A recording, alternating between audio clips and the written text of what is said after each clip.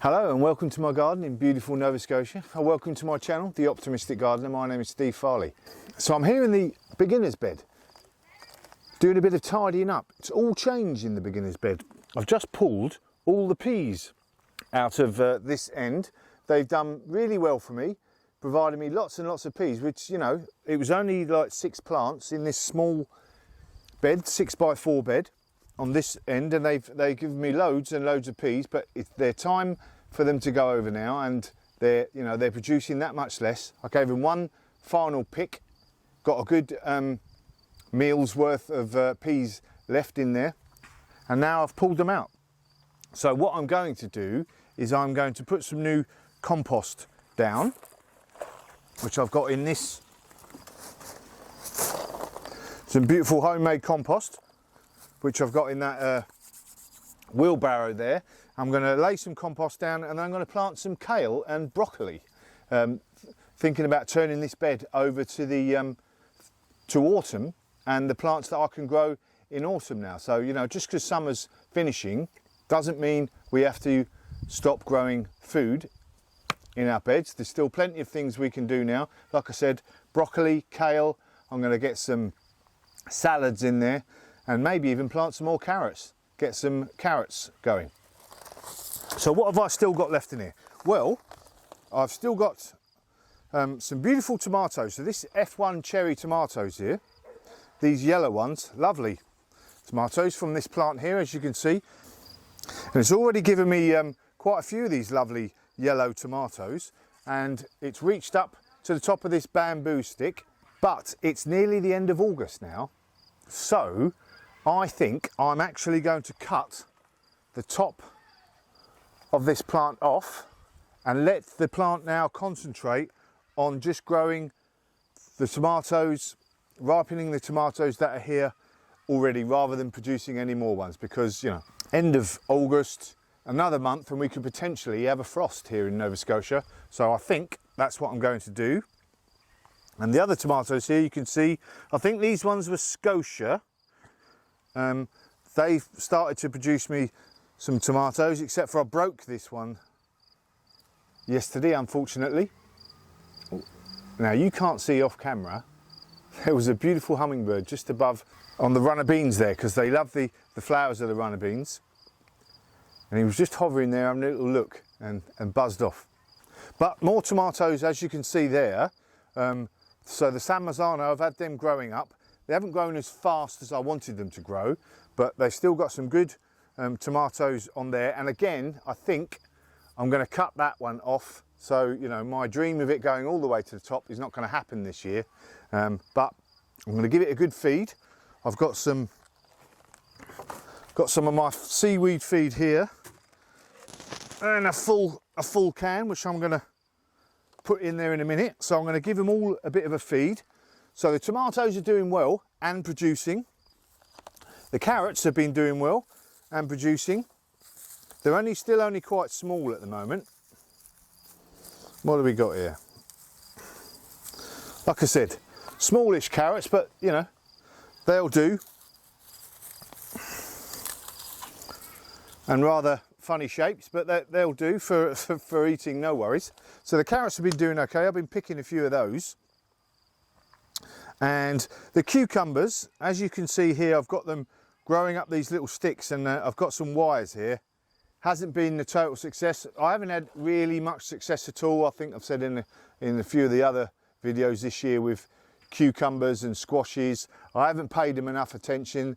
You know, they're rather, I can't think of the word, but they love a bit of attention, to the squashes and cucumbers, etc. They're lots of feed, lots of water. You've got to pay attention to them.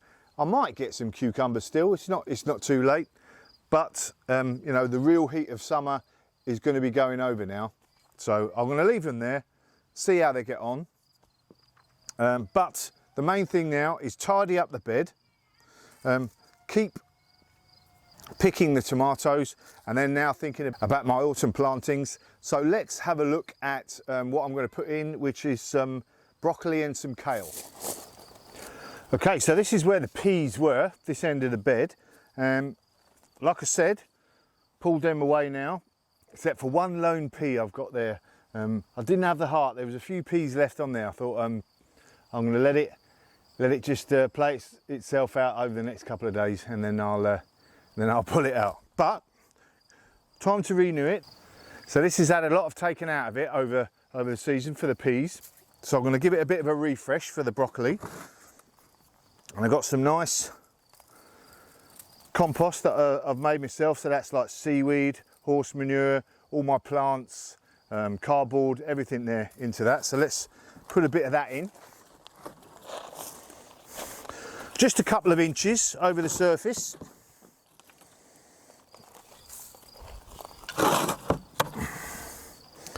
And then the broccoli will love that.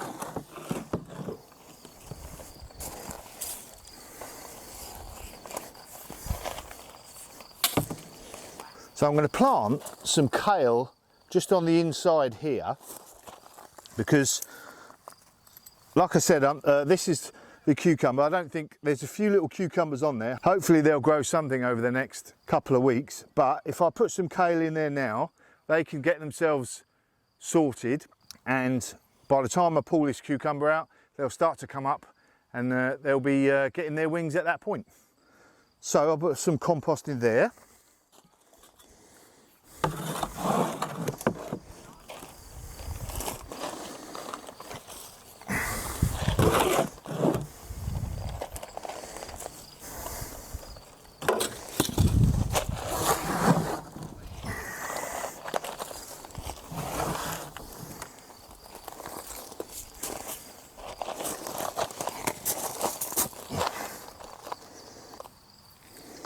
As you can see, this is rough and ready. It's got all bits in there, but this is good. This will all break down.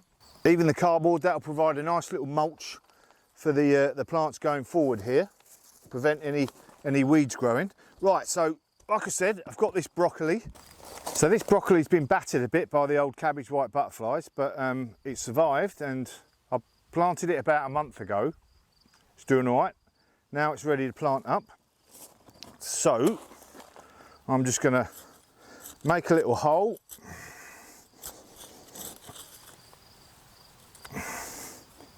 I'll plant them about a foot apart.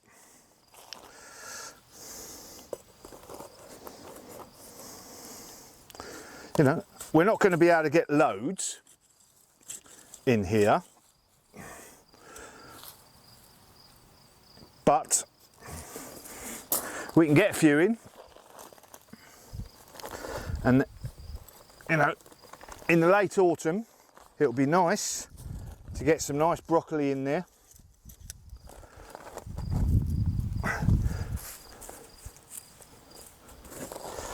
There we are.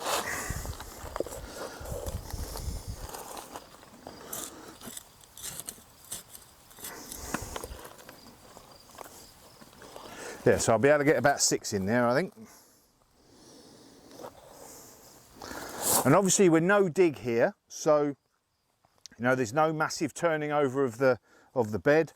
All I've done, pulled out the old peas, made sure there was no weeds there, and then just put a couple of inches of the compost down, and we'll plant into that. And that's beautifully renewed soil. And it's as simple as that. Right, I'll give them a good water.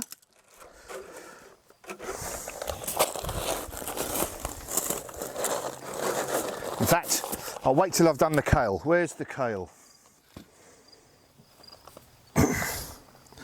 Right, so this kale is a bit more battered than the actual, there's some broccoli and kale in here. The purple stem stuff is the kale. It's a bit more battered than that broccoli was, but it'll fight back.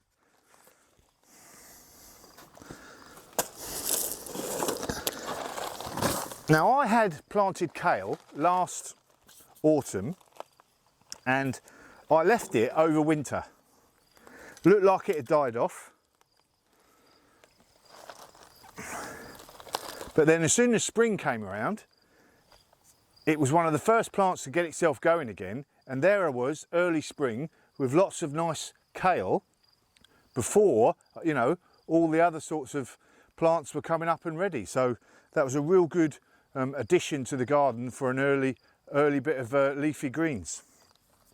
So that's what I'm going to do here for the beginner's bed.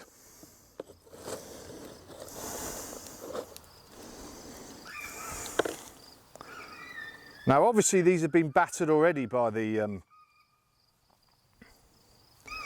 cabbage white butterflies, but just going to keep an eye on them and make sure, just keeping an eye on them every day really. You know, I can put netting over, which I will do. As you can see in that bed there that I planted up the broccoli, that's a full bed of broccoli, so I'm just going to put some netting over the whole bed there. It's a bit more difficult here because of the other things that I've got in there. See if I'm going to take my chances before all this stuff goes away, and then maybe I'll net it afterwards. Right, let's get in there. Again, foot apart.